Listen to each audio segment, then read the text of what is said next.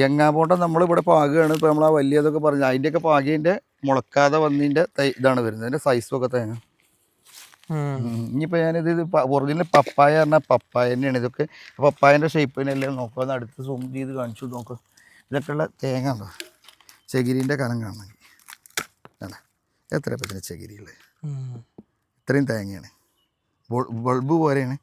ഇവിടെ അടിയിൽ തണ്ട, അടിയിലാകുമ്പോൾ തീരെ ഉണ്ടാവില്ല. ഇവിടെ ചകിരി തേങ്ങ നിലത്ത് വീണാൽ പൊട്ടും.